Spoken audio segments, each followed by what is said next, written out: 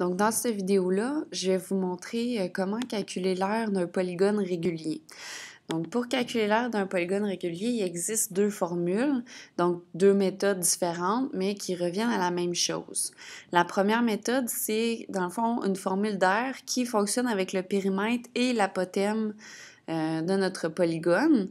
La formule est la suivante. Donc, pour trouver l'aire, vous devez faire n fois c fois a divisé par 2.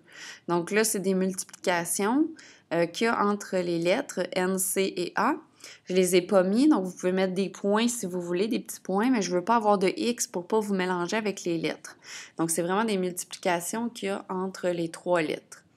Le n, ce que ça représente, en fait, c'est le nombre de côtés du polygone. Okay? Donc, c'est un polygone à 5 côtés. Le n, vous allez le remplacer par 5. Ensuite, le c, c'est la mesure du côté et le a, c'est la mesure de l'apothème dans notre polygone régulier. Alors, encore une fois, avec comme la méthode du périmètre et de l'apothème, dans l'exemple que vous avez en bas, on vous demande de trouver l'aire de... Et en fait, c'est l'aire du pentagone et non l'aire de l'hexagone régulier suivant si la mesure du côté est de 4,8 cm et que la mesure de l'apothème est de 5 cm. Donc, on nous donne nos deux mesures. On nous donne la mesure du côté et la mesure de l'apothème.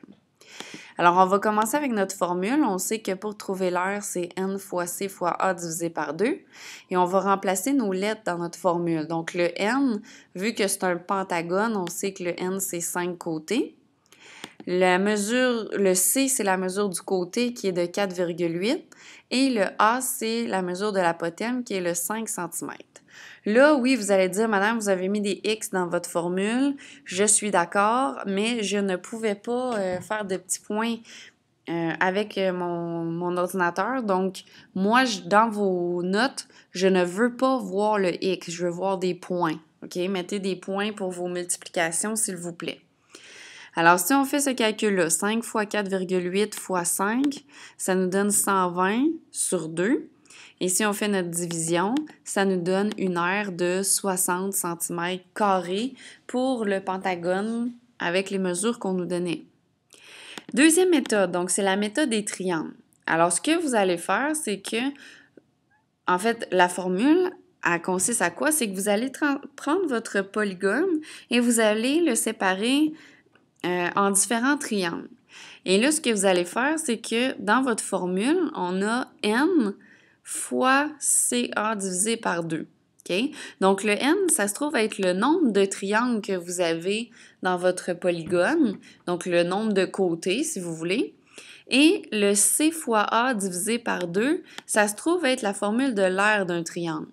Alors, si vous calculez l'aire d'un triangle et que vous faites fois le nombre de triangles qu'il y a dans votre pentagone ou dans votre hexagone ou dans votre polygone tout court, vous allez trouver l'aire du polygone. Je vous donne un exemple pour que vous puissiez bien comprendre. Là, vous avez un octogone dans l'exemple qui est en dessous. Alors, ce que je vous demande de faire, c'est de séparer votre octogone en triangles. Alors, comme vous pouvez voir, j'ai fait 8 triangles égaux. L'apothème, ça se trouve à être la hauteur d'un de ces triangles-là. Et le C, donc c'est la mesure de ma base du triangle. Donc la mesure du côté de l'octogone, ça se trouve être la mesure de la base. Donc si on prend notre formule, le n, c'est le nombre de côtés, et le c fois a divisé par 2, ça se trouve être, dans le fond, l'aire de un triangle. Je remplace les lettres par les valeurs que je connais, qu'ils nous ont données dans le texte. Donc, je sais que c'est un octogone, donc il y a 8 côtés. Alors, il y a 8 triangles dans mon polygone. La mesure du côté, c'était 4. La mesure de l'apothème, 4,83. Alors, pour trouver l'aire du triangle, je vais faire base qui est 4 fois la hauteur, 4,83 divisé par 2. Et je vais multiplier par le nombre de triangles qui est 8. Alors, 4 fois 4,3, ça donne 19,32. 19,32 divisé par 2, ça donne 9,66. Et ça, dans le fond, ça nous donne l'aire, le 9,66, ça nous donne l'aire de un triangle. Alors, si on fait x 8, ça nous donne 77,28 mm² pour l'aire totale de l'octogone.